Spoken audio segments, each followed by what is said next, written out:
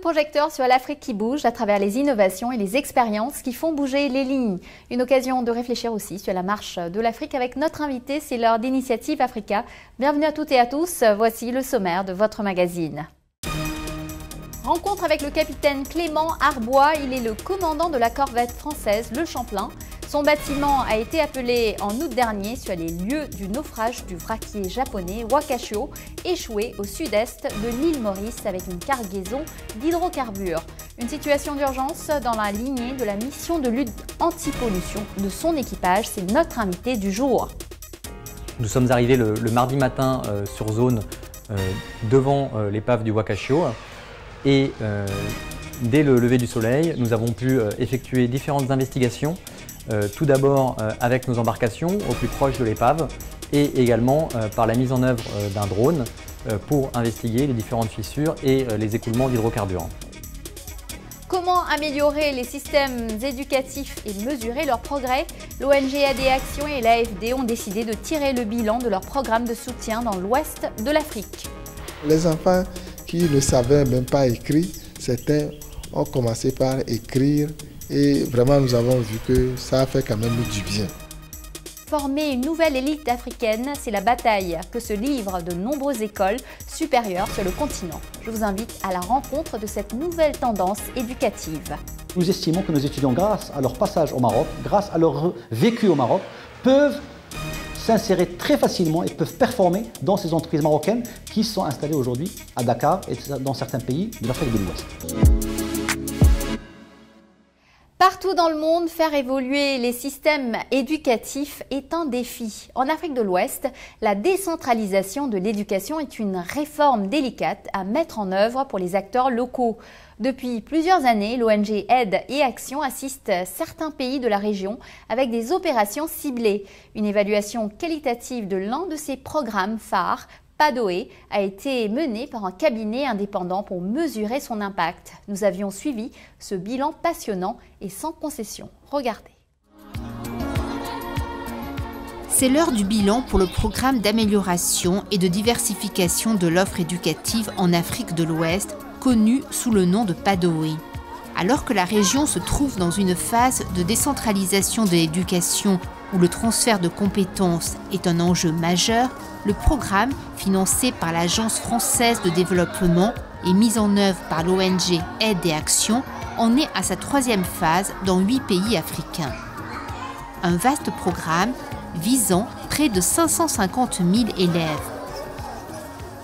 Sur ce programme, il y a un axe essentiel qui concerne la qualité de l'éducation, notamment tout ce qui est développement des projets d'école. Ensuite, il y a un autre axe qui concerne tout ce qui est du développement des alternatives éducatives pour donner plus de chances aux exclus du système, à ceux qui sont hors école, de façon à pouvoir faire en sorte qu'effectivement ils puissent eux aussi avoir accès et bénéficier des offres éducatives. Le troisième axe, c'est un peu le plaidoyer, le travail avec les organisations de la société civile et les ONG pour influer sur les politiques éducatives de façon à intégrer les innovations et les bonnes pratiques développées par le programme.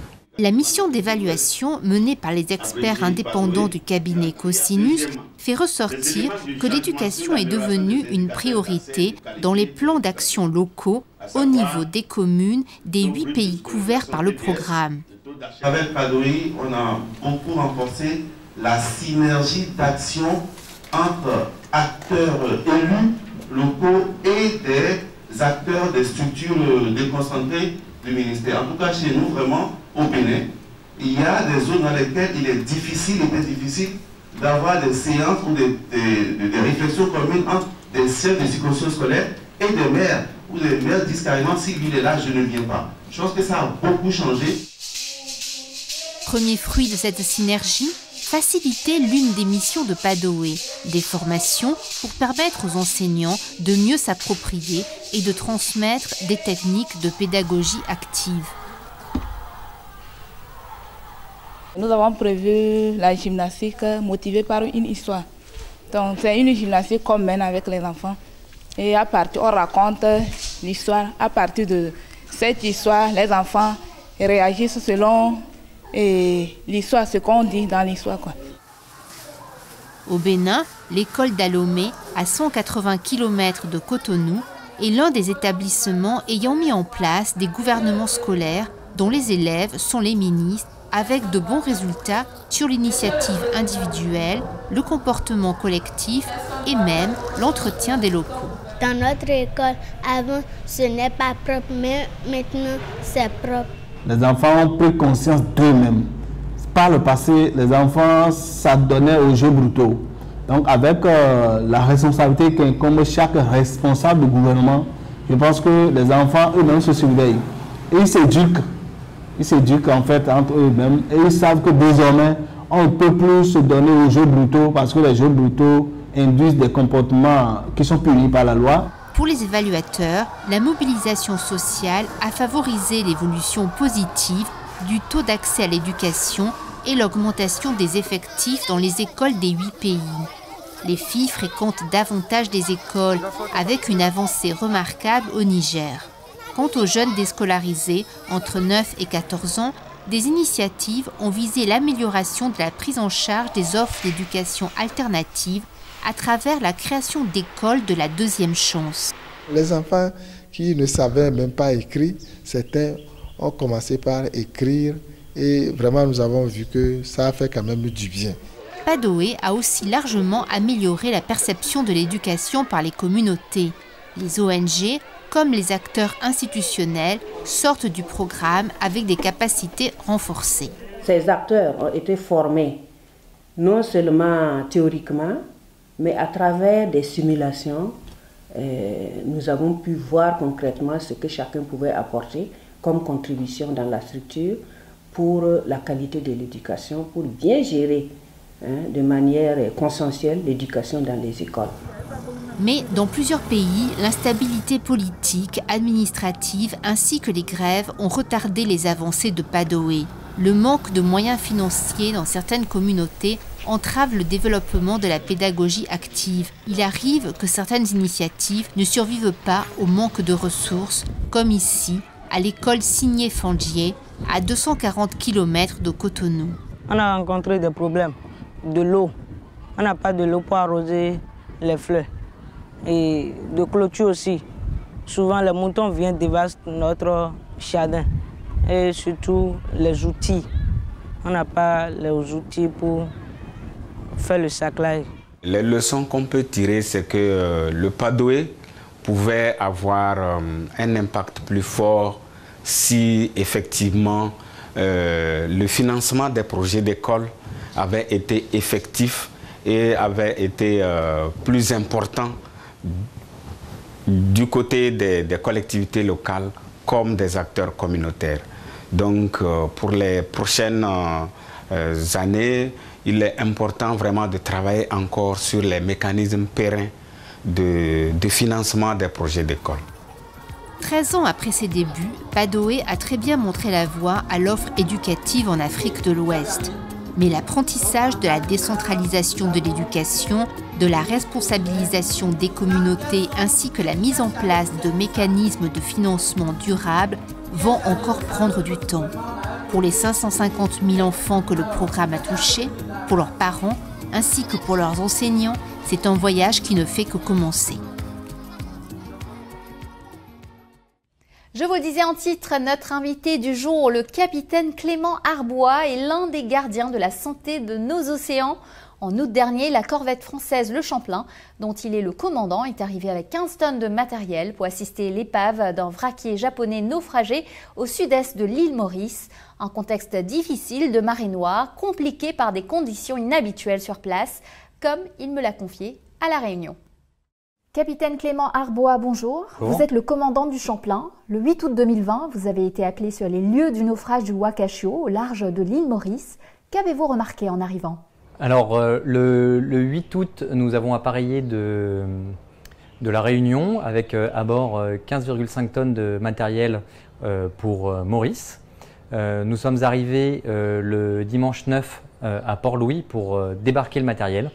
Donc 15 tonnes de matériel qui correspondait notamment à des barrages anti-pollution, des écrémeurs, beaucoup de matériel pour aider le personnel à terre notamment, ainsi que 10 marins de la base navale et de la direction de la mer zone sud océan Indien pour aider les Mauriciens sur la zone et venir directement intervenir sur les plages et les nappes de pétrole. Après avoir débarqué ce matériel à Port-Louis, nous avons réappareillé pour aller directement sur zone, que nous avons atteint 2 jours plus tard, car nous nous sommes mis tout d'abord, au vu des conditions météo, à l'abri. Nous sommes arrivés le mardi matin sur zone devant l'épave du Wakashio et dès le lever du soleil, nous avons pu effectuer différentes investigations, tout d'abord avec nos embarcations au plus proche de l'épave et également par la mise en œuvre d'un drone pour investiguer les différentes fissures et les écoulements d'hydrocarbures. Avec ce personnel dans les embarcations et confirmé également par les images de drone, nous avons constaté différentes fuites d'hydrocarbures qui continuaient aussi bien par la coque tribord que par la coque bâbord du bateau et également des fissures importantes sur la coque au niveau du château. Après ces premières investigations dans l'après-midi en lien avec les autorités mauriciennes, nous avons mis en place un barrage dans le but d'essayer de contenir les hydrocarbures au niveau du bâtiment, barrage que nous avons mis en place en fin d'après-midi pour essayer d'intervenir le lendemain au cours de la nuit. Quelle était la mission première du Champlain ? La mission première du Champlain était bien en 2 phases. Une première phase, la mission prioritaire était d'amener ce matériel le plus rapidement possible auprès des autorités mauriciennes ainsi que le personnel expert et compétent de la cellule antipollution de la base navale. Mission qui a été réalisée extrêmement vite parce que nous avons eu l'ordre d'embarquer le personnel le vendredi en fin d'après-midi et nous avons réussi dès le samedi en fin de matinée, après avoir embarqué tout le personnel ainsi que le matériel, à appareiller pour Maurice. Cette première mission réalisée, la deuxième partie de la mission était réellement de pouvoir fournir depuis le Champlain une expertise sur la zone et une évaluation des hydrocarbures rejetés à la mer de l'état de la coque. C'était la deuxième mission du Champlain.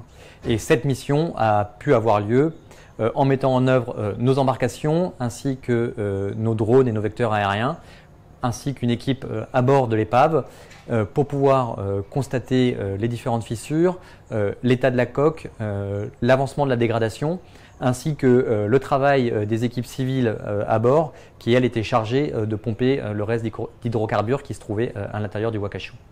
Pendant cette phase, nous avons pu nous mettre au mouillage près de l'épave pour pouvoir servir de base avancée à ces différents moyens. Quelles difficultés avez-vous rencontrées ? La première difficulté finalement pour le Champlain dans le cadre de ce type d'opération, c'est que le Champlain est fait pour travailler en lutte anti-pollution plutôt en pleine mer. Nous avons là une épave qui a une partie en pleine mer, une partie sur un récif corallien. Donc le Champlain ne peut pas s'approcher au plus près pour mettre en œuvre du dispersant et des barrages anti-pollution. C'est d'où là l'intérêt de pouvoir déposer ce matériel à terre et d'utiliser nos équipes spécialisées pour faire un travail depuis la terre où là les embarcations du Champlain ont pu aider à la mise en œuvre notamment de barrages. La Réunion n'était pas concernée par un risque de marée noire à ce moment-là ? Au vu des prédictions qui ont été faites par différents systèmes de Météo France et par la suivi de l'environnement météorologique sur zone et de l'étude des courants, il n'y avait pas de risque à ce moment-là de risque de pollution vers la Réunion. Il se trouve que les courants portent de manière générale plus vers l'ouest et avec l'île Maurice qui se trouve au nord de la Réunion, il y avait très peu de chances de se retrouver avec des pollutions sur les plages. Cependant, les moyens anti-pollution de la Réunion étaient quand même parés pour intervenir sur ordre du délégué du gouvernement, donc du préfet, pour mettre en œuvre, s'il fallait, un plan Pôle-Terre en lien avec un plan Pôle-Mar. En tant que commandant du Champlain, concernant cette mission précise, où en êtes-vous aujourd'hui ? Cette mission se poursuit-elle ? Est-elle achevée ? Quel est le bilan final ? Alors, à l'issue de cette expertise, de l'étude de la situation, de la mise en place des différents barrages, le Champlain a été désengagé de la zone au bout d'une semaine pour retourner à La Réunion, ce qui a donné lieu ce qui a amené à la fin de cette mission. Il restait cependant des équipes de la base navale, presque une dizaine de personnes, qui ont continué à travailler sur zone pendant plusieurs semaines, au plus proche des Mauriciens, pour les aider, pour leur donner l'expertise française en termes d'antipollution, pendant que le Champlain, lui, était parti faire une autre mission dans le cadre de la souveraineté française dans les îles Éparses. Juste un petit mot sur la collaboration justement avec l'île Maurice. Est-ce que vous avez des programmes, des projets où vous travaillez ensemble? Alors actuellement, le Champlain se trouve à l'île Maurice en arrêt technique majeur. Il est réparé dans les chantiers de l'île Maurice parce que nous n'avons pas de bassin à La Réunion. Il y a des accords de coopération entre l'île Maurice et la France. Qui aujourd'hui, à cause du Covid, sont plus compliqués à mettre en œuvre, mais qui évidemment, une fois cette situation compliquée passée, permettront d'être mis en œuvre.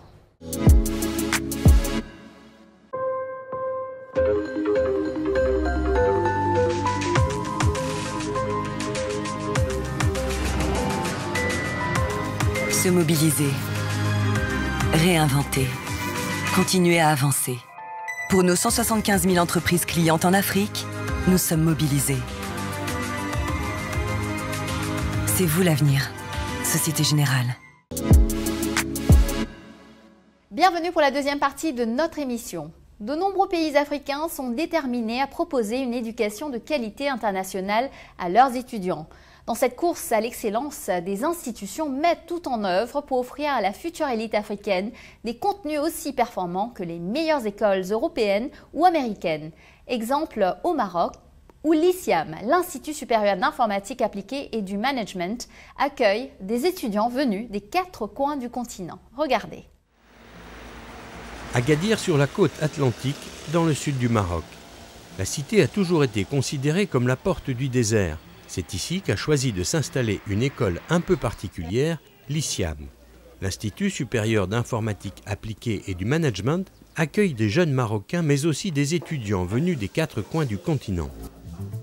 Je suis togolais et je suis étudiant à l'ISIAM. Je suis sénégalais, je suis étudiant à l'ISIAM. Je suis malien, j'étudie à l'ISIAM. Je suis sénégalaise, j'étudie à l'ISIAM. Je suis ivoirien, étudiant à l'ISIAM. Je suis malienne, j'étudie à l'ISIAM.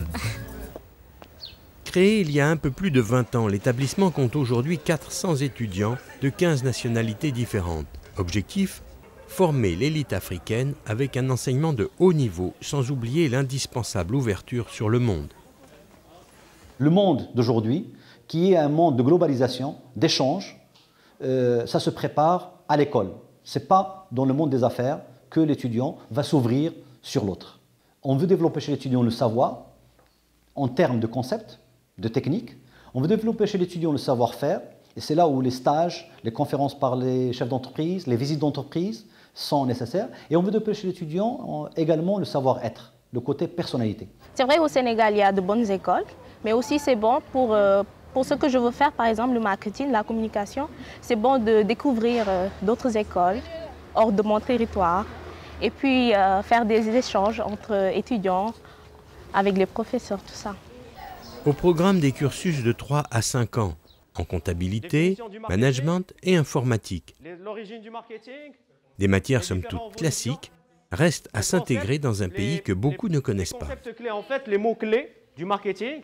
Au début, j'étais un peu stressé, parce que bon, le fait de quitter tes parents, d'être éloigné d'eux, au début, mais maintenant ça passe. Oui, c'est proche parce que déjà, je suis un musulman et ici, pratiquement la culture, il n'y a pas une grande différence puisque c'est l'Afrique. J'ai eu la chance dès mon arrivée de pouvoir m'intégrer très facilement, trouver un appart et tout, donc franchement ça s'est bien passé.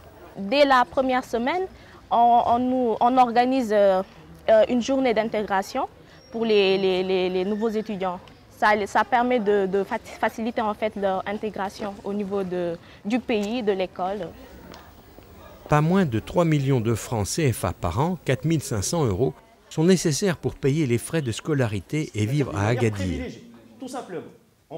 Un sacrifice financier qui en vaut la peine d'après cet étudiant ivoirien.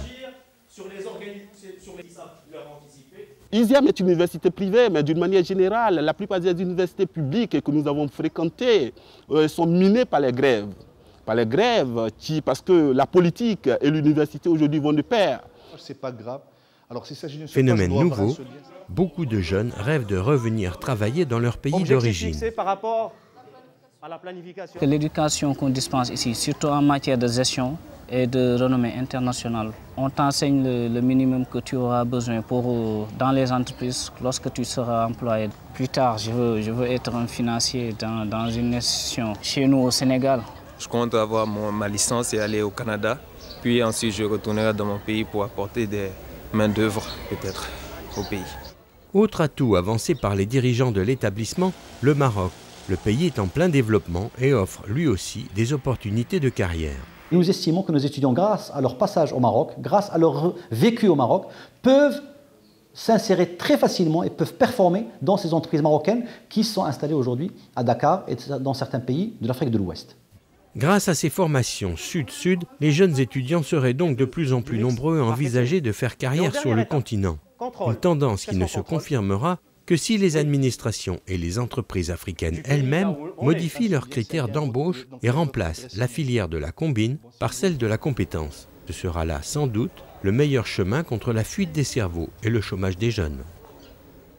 Nous retrouvons Clément Arbois pour la suite et la fin de notre entretien de la semaine. Il revient sur le plan anti-pollution Polmar adopté après le naufrage du supertanker pétrolier Amoco Cadiz dans les années 70 et nous parle des spécificités de son navire, un bâtiment multi-mission très performant. Écoutons-le. Parlons maintenant du plan Polmar de pollution maritime dans lequel intervient votre bâtiment, le Champlain. Comment cela fonctionne-t-il ? Alors le plan Polmar a été créé en 1978 à l'issue de l'accident catastrophique de l'Amoco Cadiz sur les côtes bretonnes qui avait déversé plus de 200 000 tonnes de mazout. C'est presque 200 à 400 fois plus que ce qu'a fait le Wakashio pour vous donner un ordre d'idée. Ce plan Polmar se compose en plusieurs parties, des parties matérielles, des parties humaines et une chaîne de commandement.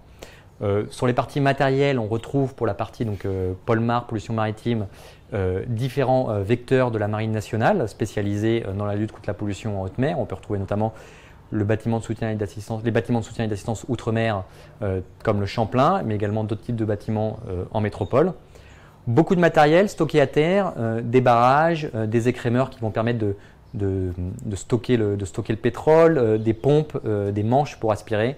Et une partie également humaine sur du personnel formé spécifiquement à la lutte anti-pollution. À La Réunion, par exemple, nous avons une équipe d'une dizaine de personnes à la base navale qui est spécifiquement formée à la lutte anti-pollution et capable d'intervenir, comme on l'a vu sur le Wakashio, depuis le Champlain ou à terre. Et également une chaîne de commandement mise en œuvre en fonction des différentes zones, que ce soit en métropole ou en outre-mer, à travers la figure du préfet maritime ou du préfet à terre en métropole et à La Réunion du délégué du gouvernement qui est également le préfet qui va être capable dans le cadre de l'action de l'État en mer de regrouper l'ensemble des moyens à son niveau et donc de pouvoir prendre les décisions économiques, politiques, techniques sur le terrain en se basant sur les différents experts, que ce soit les experts de la cellule CEDRE ou des experts d'autres cellules, sur la lutte à mener et l'efficacité de la lutte. Tout cela serait impossible sans justement ces bâtiments de soutien et d'assistance outre-mer dont fait partie le Champlain.